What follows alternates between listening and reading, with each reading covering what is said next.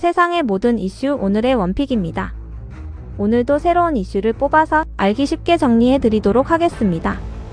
은행에서 대출받기가 어려워졌습니다. 그런데 대출이 어려워졌다고 해서 돈이 필요한 사람들이 사라진 건 아닙니다.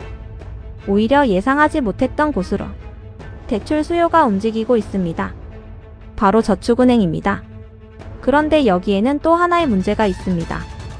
돈을 빌릴 수 있는 대신 은행보다 훨씬 높은 금리를 부담해야 할 수도 있다는 겁니다. 도대체 대출 규제가 강화되면서 금융시장에서는 무슨 일이 벌어지고 있는 걸까요? 오늘은 은행에서 막힌 대출 수요가 어디로 이동하고 있는지, 그리고 그 과정에서 가계에 어떤 부담이 생길 수 있는지 쉽게 정리해 보겠습니다. 먼저 숫자부터 보겠습니다. 올해 상반기 저축은행의 중금리 대출은 약 49만 1천 건으로 집계됐습니다. 지난해 하반기보다 14% 증가한 수준입니다. 시중은행의 대출 문턱이 높아지면서 은행에서 원하는 만큼 돈을 빌리기 어려워진 사람들이 저축은행 같은 다른 금융기관을 찾기 시작한 것으로 볼 수 있습니다. 쉽게 말하면 은행의 문이 좁아지니까 사람들이 다른 문을 찾은 겁니다. 그런데 여기서 문제가 생깁니다. 바로 금리입니다. 저축은행의 중금리 대출 금리는 0.9.7%에서 최대 16.2% 수준까지 나타나고 있습니다. 은행권에서 상대적으로 낮은 금리로 대출받기 어려운 사람이 저축은행을 이용하면 필요한 자금을 마련할 수 있다는 장점은 있습니다. 하지만 그만큼 이자 부담은 커질 수 있습니다. 특히 급하게 돈이 필요한 사람이라면 금리가 얼마인가 보다 지금 돈을 빌릴 수 있는가를 먼저 생각할 수도 있습니다. 바로 이 지점에서 대출 규제에 또 다른 문제가 나타날 수 있습니다. 대출 규제의 목적은 분명합니다. 가계부채를 관리하고 과도한 대출을 억제하는 것입니다. 그런데 은행에서 대출이 막힌 사람들이 대출 자체를 포기하는 것이 아니라 다른 금융기관으로 이동한다면 어떨까요? 이른바 풍선 효과가 나타날 수 있습니다.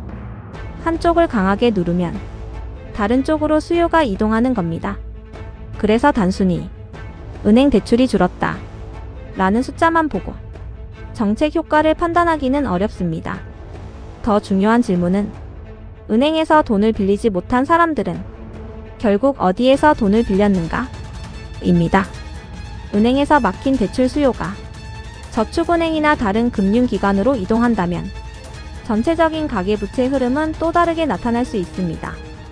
특히 높은 금리를 부담하면서 대출을 받는 사람이 늘어난다면 가계의 이자 부담이 커질 가능성도 있습니다. 그런데 여기서 한 가지 더 봐야 합니다. 저축은행의 대출이 모든 분야에서 똑같이 증가하는 것은 아닙니다. 최근에는 소액신용 대출이 늘어나는 등 대출 수요의 구조 자체가 변하는 모습도 나타나고 있습니다. 결국 금융기관들이 강화된 규제 환경에 맞춰 대출 규모와 상품 구성을 다시 조정하고 있는 겁니다.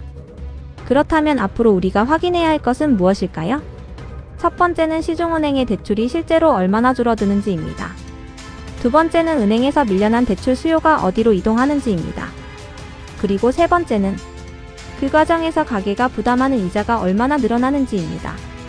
이 세 가지를 함께 봐야 대출 규제가 실제로 어떤 결과를 만들어내고 있는지 판단할 수 있습니다.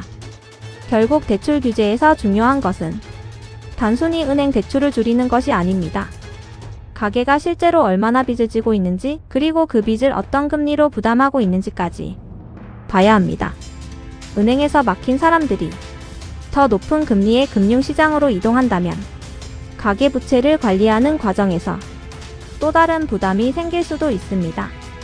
앞으로 대출 규제가 가계부채를 실제로 줄이는 결과로 이어질지, 아니면 대출 수요가 더 비싼 금융시장으로 이동하는 풍선 효과를 만들어낼지 앞으로의 데이터가 보여줄 겁니다. 여러분은 어떻게 생각하시나요?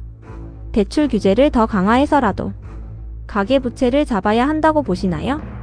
아니면 은행에서 막힌 사람들이 더 높은 금리의 대출로 밀려나지 않도록 다른 대책이 필요하다고 보시나요? 여러분의 생각을 댓글로 남겨주세요. 세상의 모든 이슈 오늘의 원픽 이슈 원픽이었습니다.